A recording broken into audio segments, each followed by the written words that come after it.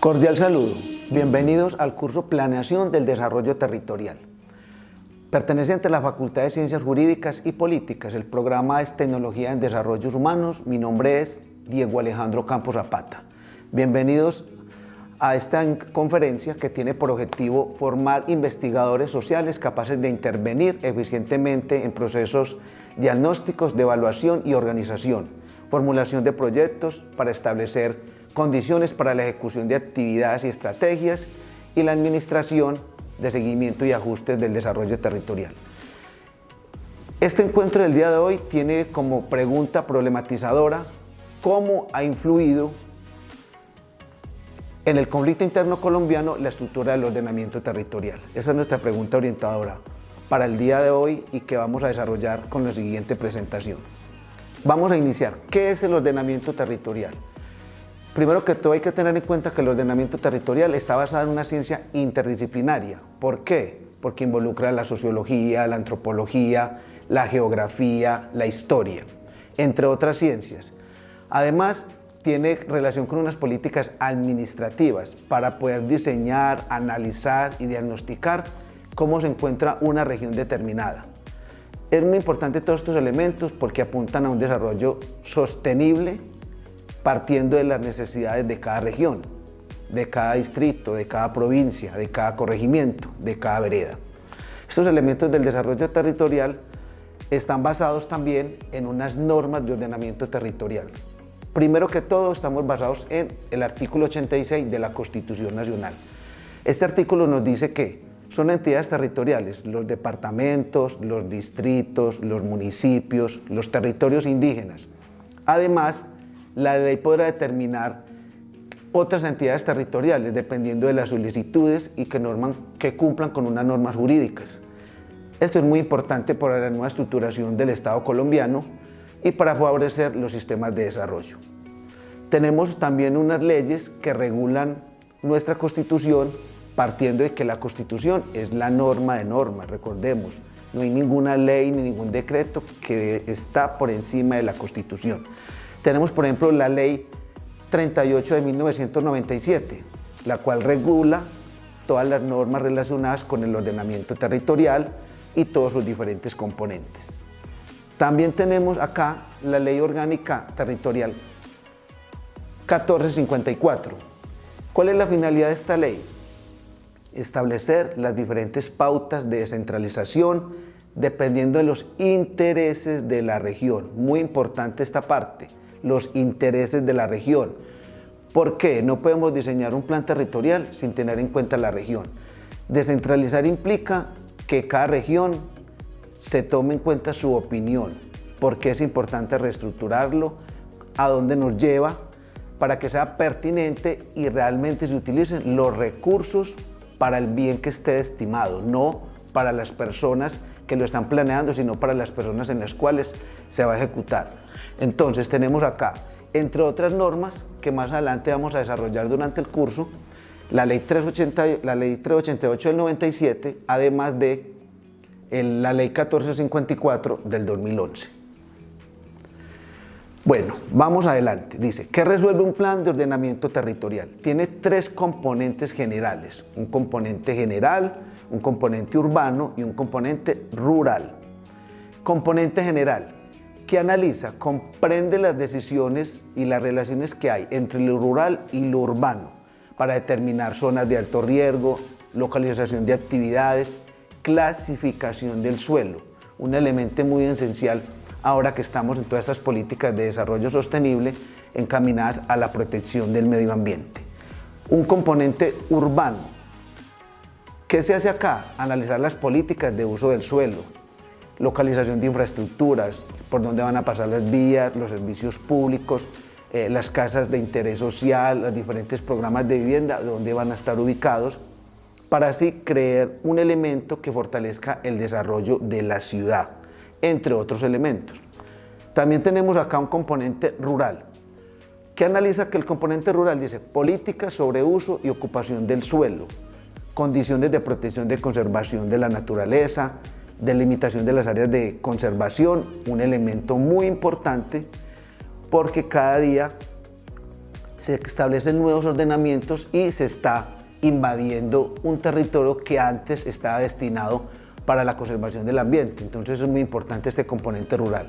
Además de definir diferentes normas como de parcelación, uso del suelo y otras dinámicas que pueden afectar nuestro sector rural. Continuemos adelante. ¿Para qué nos sirve el POT? Este plan de ordenamiento territorial, recordemos que es un instrumento básico para los municipios, distritos, departamentos, planifiquen el ordenamiento urbano y rural. Esto de acuerdo con la Ley 388 de 1997. Vamos entonces, ¿para qué nos sirve el plan de ordenamiento territorial? Primero, acceso a oportunidades, beneficios que ofrece el desarrollo de la ciudad. Vamos a explotar, digamos, con un plan estratégico los elementos más importantes de la ciudad.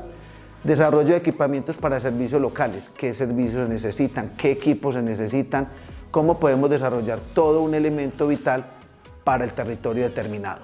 Luego nos dice uso racional del suelo. Muy importante este elemento. Sabemos que el país tiene una gran extensión territorial y vemos que el uso del suelo muchas veces se está sobrevalorando o se está sobreutilizando para unas dinámicas para las cuales no está destinado.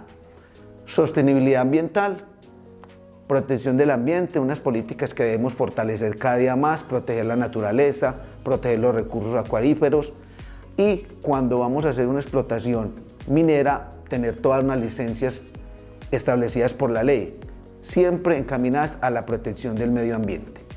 Seguridad de la población de altos riesgos naturales, debemos establecer una estructura de qué poblaciones están en riesgo de deslizamientos, de avalanchas, analizar bien el caudal de los ríos, para que no ocurran tragedias como las que se han dado por falta de planificación. Digamos que ya se han establecido situaciones que se han dado, recordemos la tragedia de Mocoa, lo que pasó, y en otros municipios que se han dado tragedias por falta de planificación de zonas de alto riesgo. Es muy importante este elemento. Cuando llega la temporada de lluvias, entonces encontramos una serie de fallas que se hubieran podido evitar con un buen desempeño del ordenamiento territorial. Dice acá también, preservación del patrimonio. Hay que preservar el patrimonio tanto urbano, ¿cierto? Estructuras que debemos proteger y cuidar, como también reservas naturales, ¿cierto? Reservas sociales, resguardos indígenas que también debemos tener muy en cuenta dentro de este ordenamiento territorial. ¿Quiénes intervienen en este plan de ordenamiento territorial? Obviamente deben haber unos expertos, ¿cierto? Que se han capacitado en el tema y que nos van a dar unas indicaciones, pero muy importante tener en cuenta la ciudadanía. Son el elemento vital, no podemos hacer un ordenamiento territorial sin la ciudadanía. Muchas veces se comete ese error y ellos son los principales en este elemento. ¿Quiénes más nos intervienen? Las entidades públicas, nacionales y locales. Si no las hay a nivel local, crearlas. Cuando vamos a hacer un ordenamiento territorial en un municipio y no están, debemos crear todos los elementos para que estén vigilando, controlando y aportando ideas al ordenamiento. El ordenamiento territorial de una región no lo puede hacer una persona inexperta o que no conozca la región. Se peca mucho en este elemento. No conoce la región y es un ordenamiento que no está estructurado con base en las necesidades que se tienen en una región determinada. Y también los gremios y el sector privado de la zona. Tenemos que tener en cuenta también los gremios que están en la zona, que están en el municipio, en la ciudad, porque también aportan a un elemento vital para el ordenamiento territorial. Entonces debemos combinar expertos, ciudadanía, entidades locales y sector privado. Son elementos vitales para que el ordenamiento territorial cumpla con su función esencial. Continuamos por acá. Líneas estratégicas y acciones específicas de la gestión social. Tenemos acá 4 elementos básicos. Coordinación con autoridades locales e actores institucionales. Tenemos que combinar, ¿cierto? Las instituciones, los expertos, pero con autoridades locales que conocen la zona, conocen el territorio, conocen las necesidades de la zona y saben cuáles son las primordiales y cuáles pueden esperar un momento. Luego nos dice inclusión de actores comunitarios y desarrollo de acciones. Esos actores comunitarios, líderes de las acciones comunales o de las juntas administradoras locales o de la denominación que tengan diferente región, pero hay que incluir a las comunidades locales y desarrollar acciones que vayan en bien del territorio, siempre pensando en la protección del medio ambiente. Eso es vital. Luego nos dice, divulgación de proyectos en las comunidades. Estos proyectos se deben dar a conocer a la comunidad, que los conozcan, para que ellos opinen. Hay mecanismos de participación ciudadana para esto, divulgarlos. Es un derecho y un deber de las instituciones oficiales darles a conocer los proyectos. No hacemos nada con un proyecto que la comunidad no conozca y no sepa su utilidad. Y eso es muy importante. Además, diseño y reproducción del material informativo y educativo.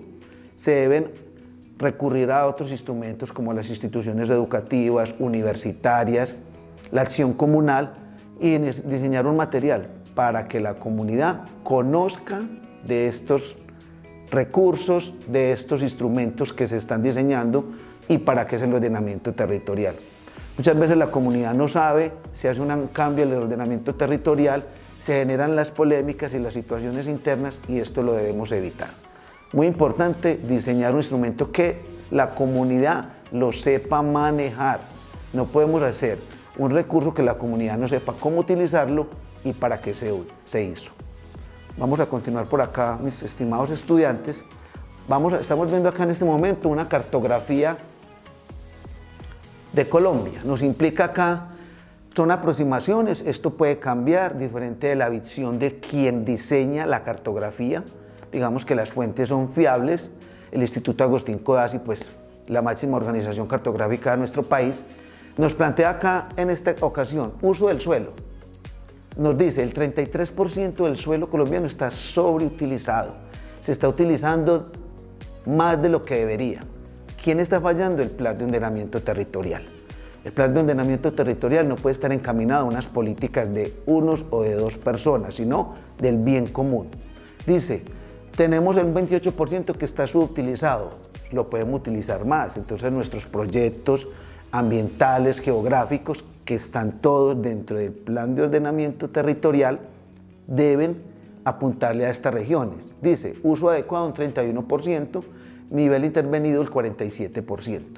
Todo nuestro país, digamos que está en unas regiones muy sobreutilizadas, como podemos observar en la gráfica, pero en otras zonas tenemos mucha parte para explotar, siempre teniendo en cuenta el desarrollo comunitario y la protección del medio ambiente. Y como decía nuestra pregunta problematizadora, no podemos desconocer que el ordenamiento territorial colombiano ha sido afectado por el conflicto interno. Eso es innegable. Ha cambiado dinámicas de infraestructura, dinámicas de ocupación del territorio, utilización del suelo, sobreutilización. Entonces, el conflicto colombiano en todo este proceso de paz que se están realizando históricamente, empezando por allá con el EPL, luego el M-19, ahora con las FARC, por nombrar algunos. El suelo debemos tenerlo en cuenta en el plan de ordenamiento territorial. Es esencial ir a las comunidades donde el conflicto se ha desarrollado y plantear con ellos cómo cambiar esa estructura del territorio, cómo fomentar proyectos que inviten a la protección del medio ambiente y a evitar la sobreutilización.